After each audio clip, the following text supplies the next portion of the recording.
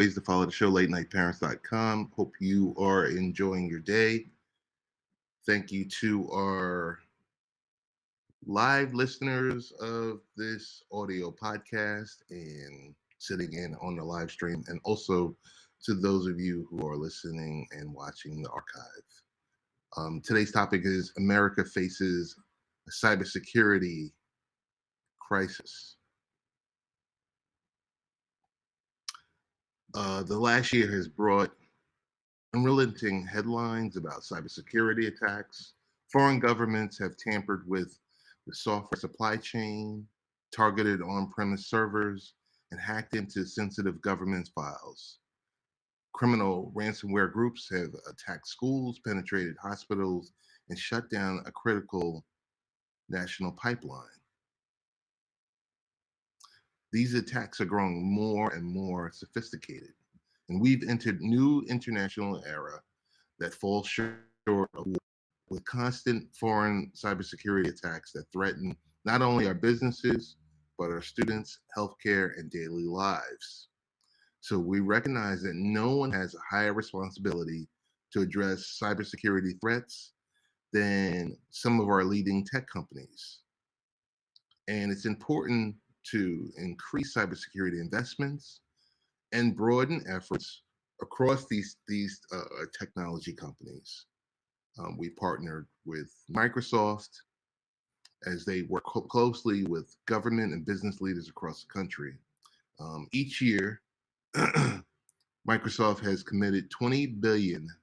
Earlier this year, Microsoft committed 20 billion over a 5-year period to advance security solutions and protect customers, as well as 150 million to help U.S. Government agencies upgrade protections, expand cybersecurity training partnerships. So it's important to innovate and bring these new solutions uh, across this country. But this work has brought an additional and a daunting realization. The government's cybersecurity challenges, in part, reflect a serious workforce shortage. Until we redress the cybersecurity workforce shortage, we will fall short in strengthening the country's cybersecurity protection. So, America's critical cybersecurity workforce shortage. Let me start with two personal experiences that illustrate problems we need to solve. The first moment was in February as we look back at some work where there was a sophisticated Russian attack that originated with tampering last year's software update from SolarWinds. Early on, it was concluded that most customers could protect against the attacks by deploying cybersecurity best practices.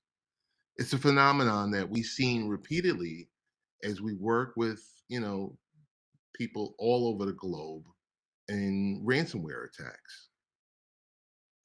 It was responded to a specific incident by publishing, more than 30 blogs so that cybersecurity professionals could understand technical issues and address them for their employers.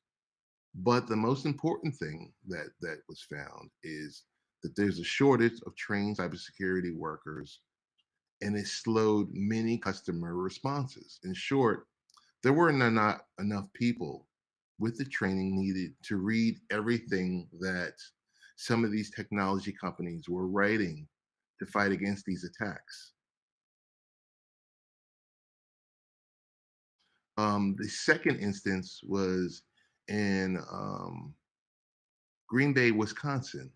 A group of local business leaders talked about their hiring frustrations. As one person put it, every small business and startup I know of is complaining that they can't find people with cybersecurity skills.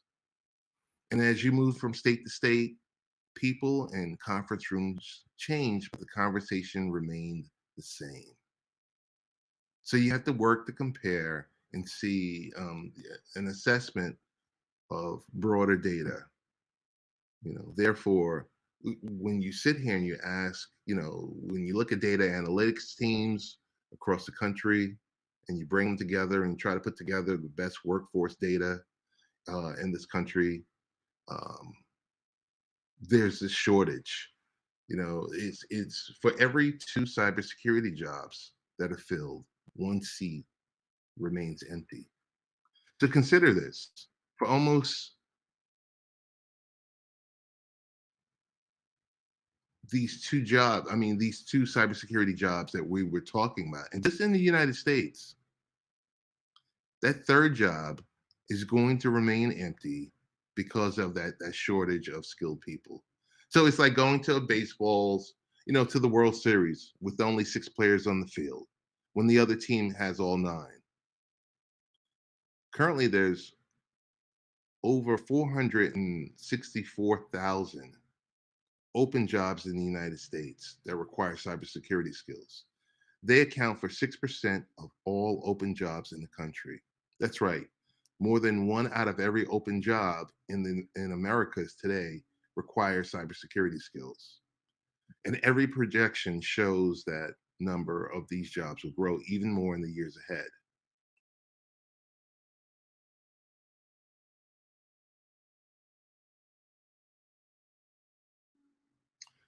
So get to the point where what we need to do, because we know what the issue is. We need to mobilize American community colleges and enlist them in the cybersecurity battle. Community colleges are the single greatest potential asset in the United States has an expanding cybersecurity workforce. They are the one of the nation's most remarkable and ubiquitous assets with some targeted assistance. They can move quickly and help address cybersecurity workforce shortage. So consider the following. Community colleges are everywhere. There are 1,044 community colleges located in every state and territory in every setting: urban, suburban, rural, tribal. And one community college leader said recently there are three things that you can find everywhere in the United States: a bakery, a bank, and a community college. Community colleges serve students at all educational stages, from recent high school graduates to job seekers, um, to people in the workforce. Currently, 11.8 million Americans attend classes at community college. Almost two-thirds, that's 65%, attend classes part-time while they hold jobs and help raise families, or both. This makes them an ideal place for people who want to add to their current skill set by developing cybersecurity skills. Community colleges are flexible. Interestingly, 58% of community college students are enrolled in credit earning courses, while 42% are enrolled in non credit workforce and skill training courses. They're well suited to help American workers earn the additional skills they want the way they want, and from a little to a lot. Community colleges are effective.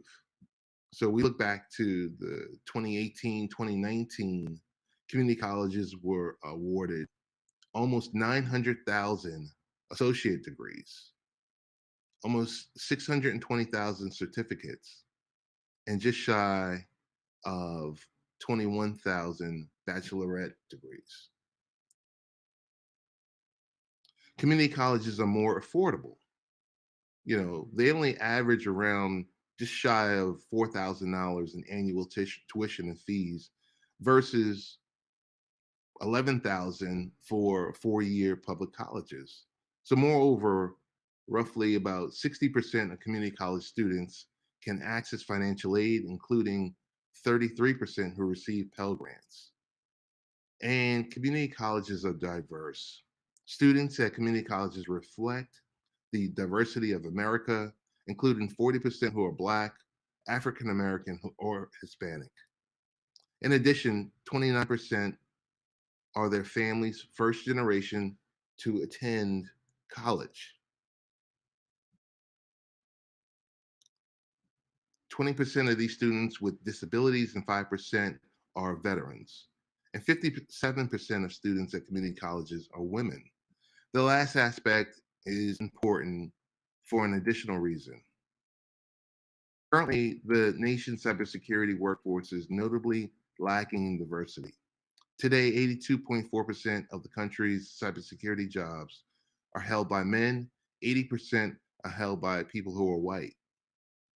We need to build a cybersecurity workforce that's both larger and more diverse. Community colleges are uniquely situated to help the country do both. So, what's important is a new partnership to help community colleges move faster. Um, since January, if you spend time listening to administrators, faculty, and students at community colleges, across the country specifically, a big goal has been to learn more about the needs of how this help can come. And that help is with the American Association of Community Colleges and at the National Cybersecurity Training and Education Center, which is located in north of Seattle at Wacom Community College. So one thing we've heard repeatedly, is that community colleges invest and innovate in cybersecurity offerings. The payoff for students and communities come quickly. Um, we look at real briefly some of the barriers that community colleges faces that they face. The question is even more important. The answer is threefold. First, community colleges need access to state-of-the-art curriculum, material, and can deploy immediately and use broadly to expand the courses. Second, train more faculty to teach cybersecurity programs, as well as to teach courses they have not taught before to address emerging threats. And third, we need to expand financial aid and additional learning services to help more students pursue cybersecurity degrees, certificates, and especially if we want to reach more diverse population that is not well represented in the cybersecurity field today. So here are some specifics. You got to deliver ready to teach industrial developed curriculum for community colleges. You got to build educator and administrative capacity in cybersecurity learning paths. And we have to look at more technology cybersecurity scholarship programs. So it's more than just a program. You got a campaign out there. You have to give people across the country the opportunity to see clearly something that they can do. We have to strengthen cybersecurity protection. We need a much larger and more diverse cybersecurity workforce to succeed. So these great jobs are waiting to be filled. Now we just need to recruit the talent and provide the skill that people need. On many days and on many issues, disagreements can divide our country, but we need cybersecurity jobs. We need this type of campaign that protects the nation and brings us together.